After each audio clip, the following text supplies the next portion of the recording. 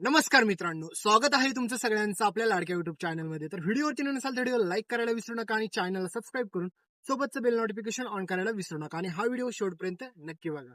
रोहन व अधिराने फोडला आता मल्लिकाचा थोबाड. तर दुसरीकडे समर सरांसमोर देखील आला सगळ्यात मोठा म्हणजेच ह्या मल्लिकाचा खरा चेहरा. तर नक्की काय घडतं त्याला संपूर्ण अपडेट जाणून घेऊया. तर मित्रांनो, तुम्ही पाहिलंच की रोहन आणि अधिरामध्ये सगळ्यात मोठा डिवोर्स म्हणजे त्या दोघांना देखील एकमेकांपासून दूर करण्यासाठी सगळ्यात मोठे प्रयत्न केले कोणी असतील तर ते म्हणजे ह्या माजुरड्या मल्लिकाने. कारण की स्वतः अधिराच्या सुखाच्या संसाराचं वाटोळं करण्यासाठी ह्या मल्लिकाने खूप मोठा ट्रॅप आखलेला आहे आणि त्यामध्ये मात्र बिचाऱ्या रोहनला देखील फसवण्यात येत आहे. कारण की अधिरालाही असं काय काय सांगत असते आणि म्हणत असते, अगं बेटा, अगं माझी बेबी, तुला माहीत नसेल हा सगळ्यात मोठा जो रोहन दिसतोय ना तेवढा चांगला नाही. कारण की त्या लोकांनी माझ्याकडे पैशाची मागणी देखील केली आणि तुम्हाला माहितीच आहे की मंदाकिनीला आणि ह्या सोबतच ह्या मल्लिकाला दोघींना देखील असं वाटत असतं की रोहनचा आणि अधिराचा डिवोर्स व्हावा आणि यासाठी मात्र यांच्यात डील देखील झालेली असते. कारण की मंदाकिनी आता चक्क आपल्या स्वतःच्या मुलाच्याच आयुष्याचं वाटोळं करायला निघाली होती आणि तुम्ही पाहिलंच की माजुरडी मल्लिका तिला एक फ्लॅट देखील देणार होती. पण आता ह्या सगळ्यांचा पर्दाफाश लवकरात लवकर रोहन आणि अधिराज सगळ्यांसमोर घेऊन येतात. तर दुसरीकडे तुम्ही पाहिलंच की अंशुमनला देखील ह्या सगळ्या काही ट्रॅपमध्ये सामील करण्याचं मल्लिकाने पूर्णपणे प्लॅनिंग केलेलं असतं. पण बिचारे अधिराला ज्यावेळेस कळालेलं असतं की रोहनने तिला डिवोर्स पेपर पाठवलेला आहे त्यावेळेस मात्र तिने आत्महत्या करण्याचा देखील प्रयत्न केला होता. पण बिचारीला माहीतच नसतं की बिचाऱ्या रोहनने हे सगळं कधी केलेलंच नसतं. त्या दोघांमध्ये भांडण होतं ही गोष्ट साहजिकच आहे आणि नवरा बायकोमध्ये कोणते भांडण होत नाही हे तुम्हाला माहीतच आहे. पण मात्र त्यासाठी डिवोर्स पेपरपर्यंत जाईन असं तिला कधी देखील स्वप्नात वाटलं नव्हतं की रोहन तिला डिवोर्स पेपर कधी देखील पाठवेल म्हणून. तर दुसरीकडे मात्र आता अधिराला त्या एवढ्या मोठ्या संकटातून वाचवण्यासाठी समर स्वतः जातो आणि समर म्हणतो की हे बघ अधिरा, कारण की रोहनने जर तुला हे डिवोर्स पेपर पाठवलेले आहेत ना तर काळजी करू नको, आपण त्याला देऊया डिवोर्स, त्याला जर हवा असेल ना तर त्याला नक्की देऊया, पण तू काळजी करू नको, त्यासाठी तू असा जीव देणं किंवा आत्महत्या करणं हे अजिबात देखील बरोबर नाही आणि हा काय त्याच्यावरचा उपाय देखील नाही आहे. त्याच्यामुळे तू घाबरून जाऊ नको, जोपर्यंत मी तुझ्यासोबत आहे ना तोपर्यंत तुला घाबरण्याची काहीच गरज नाही.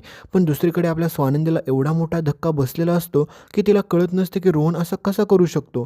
कारण की रोहन कसं काय आपल्या अधिराला असा अचानक डिवोर्स पेपर पाठवू शकतो. नाही नाही नाही, याच्या पाठीमागे काही ना काही मास्टर माइंड प्लॅनिंग आहे हे तिच्या लगेच लक्षात येतं. तर दुसरीकडे आता रोहनला देखील सेम टू सेम नोटीस गेलेली असते आणि त्याला देखील समजलेलं असतं की अधिराला चक्क याच्याकडून डिवोर्स पाहिजे आणि हे सगळं कोण करत असतं, स्वतः रोहनची आई. कारण की रोहनची आई जेवढी दिसते ना तेवढी चांगली नाही आहे मित्रांनो. कारण की एवढी शातीर असते ना हिच्यासारखी महामूर्ख बाई तर मी पाहिलेलीच नाही आहे. कारण की स्वतःच्या मुलाचा एवढा चाललेला चांगला सुखाचा संसार त्याचं वाटोळं कोण करत असेल तर ती ही स्वतःच करत आहे. त्या मंदाकिनीचा चांगल्या प्रकारे मात जिरवण्यासाठी कोण असतं तुम्हाला माहीतच आहे की रोहनचे बाबा. यार किती भारी माणूस आहे हा. कारण की हा चक्क मात्र आता मंदाकिनीला एकच वॉर्निंग देतो परत एकदा, ही एक गोष्ट लक्षात ठेव, तू जर आता रोहनचा आणि अधिराचा डिवोर्स जर होऊन दिला ना तर दुसरीकडे मी तुझ्यासोबतचा डिवोर्स करायला देखील मागे पुढे पाहणार नाही आणि मी तुझ्यासोबत राहायला कधी देखील तयार होणार नाही. तर हे सगळं ऐकल्याच्या नंतर मंदाकिनीच्या पायाखालची जमीन सरकलेली असते, पण तिला माहीत असतं की आपल्याला एक फ्लॅट देखील भेटणार आहे, त्याच्यामुळे घाबरण्याचं काय कारण आहे. तर त्यामुळे आता म्हणत असते की या सगळ्याचा आपल्याला फायदाच होणार आहे, कारण की आपल्याकडे खूप मास्टर माइंड असा प्लॅनिंग आहे. त्यावेळेस मात्र रोहनचे बाबा एवढे प्रचंड चिडतात की चक्क ह्या मंदाकिनीला मारण्यासाठी धावतात. पण त्यावेळेस मात्र रोहन थांबवतो, कारण की बिचाऱ्या रोहनला देखील एवढी मोठी गोष्ट कळाल्याच्या नंतर की अधिरा त्याला डिवोर्स द्यायला विचार करते, तर त्याच्यानंतर त्याकडे पेपर देखील पाठवलेले असतात डिवोर्सचे.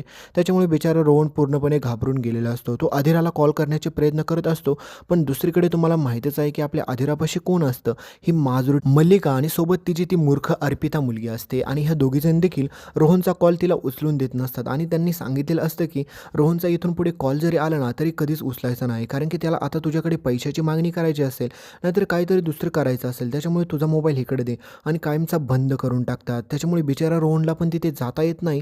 तर दुसरीकडे त्या रोहनला ते डिवोर्स पेपर पाहून तर आधीच खूप मोठा धक्का बसलेला असतो आणि त्याच्यात अजून मोठा बसतो.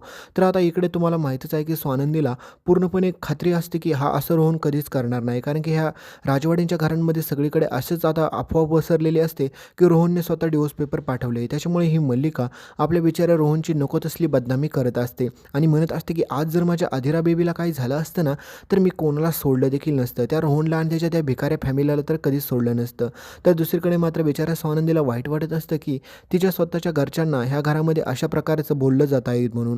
पण दुसरीकडे ती आता आता रोहनला कॉल करून म्हणते की तू रोहन हे काय केलंस, तू याचा थोडा देखील विचार केला नाही की याच्यामुळे काय परिणाम होतील. इकडे अदिराने जीव देण्याचा प्रयत्न केला. त्यावेळेस मात्र रोहनच्या पायाखालची जमीन सरकते.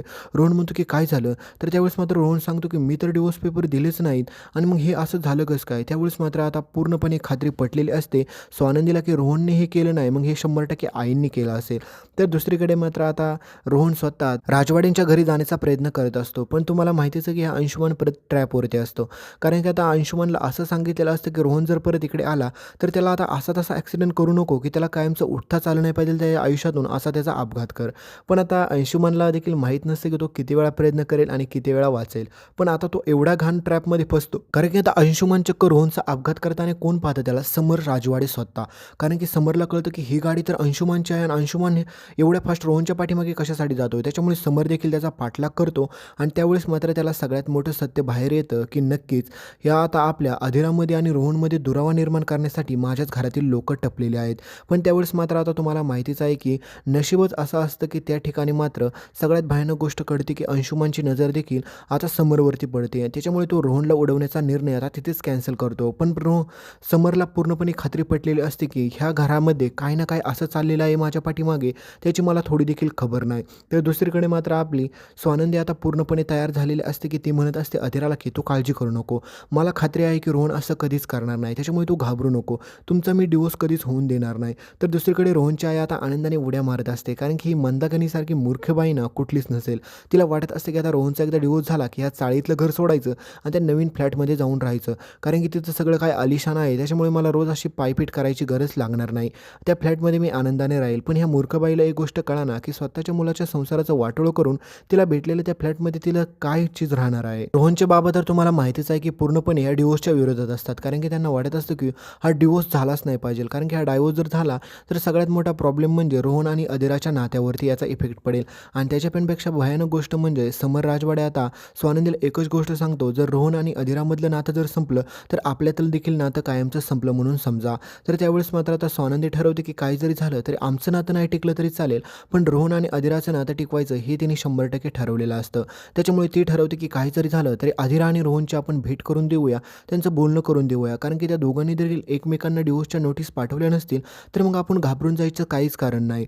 कारण की हे सगळं बाकीचेच लोक करतात. आता त्यांचा खरा चेहरा त्यांना बाहेर आणायचा असतो. तर आता अधीराच्या समोर सगळ्यात भयानक गोष्ट ही येते की अधीराच्या कानावरती अर्पिता आणि ही मल्लिका दोघीजण देखील बोलण्याचं पूर्णपणे ती गोष्ट ऐकते आणि तिच्या कानावरती साधीसुधी गोष्ट येत नाही फक्त की तिला कळतं की त्यामधून समर राजवाडेबाबत म्हणजेच तिच्या पिंट्या दादाबाबत ह्यांच्या मनामध्ये काय काय विचार चालू आहेत. त्यांचा हाच प्लॅनिंग असतो की रोहन आणि अधीराला कायमचा डिवोर्स द्यायचा आणि त्याच्यानंतर ही सगळी प्रॉपर्टी कशी हडपायची ह्या सगळ्याचा पूर्णपणे ती सगळं काय प्लॅनिंग ह्यांचं ऐकते. आणि त्यावेळेस मात्र अधीराच्या पायाखालची जमीन सरकते.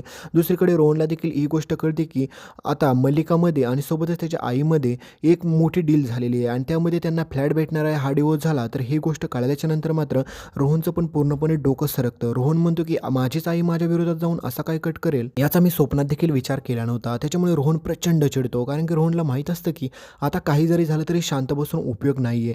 त्याच्यामुळे आता अधीरा आणि रोहन दोघेजण मिळून देखील सगळ्यात अगोदर ह्या मंदाकिनीची वाट लावतात आणि त्याच्यानंतर मात्र मास्टर माइंड प्लॅन करणारी ही मल्लिका तिला आता रोहन आणि अधीरा दोघेजण मिळून देखील चांगलाच चोप देतात. कारण की अधीरा सगळ्यांसमोर मात्र ह्या मल्लिकाच्या कानाखाली मारते आणि म्हणते की आत्तापर्यंत मी तुला आईप्रमाणे समजलं, तुझ्यावरती एवढा जीव लावला, प्रेम केलं, पण तू शेवटी मला काय दिलं, माझ्यापासूनच माझ्या रोला तू दूर करायचा प्रयत्न केला.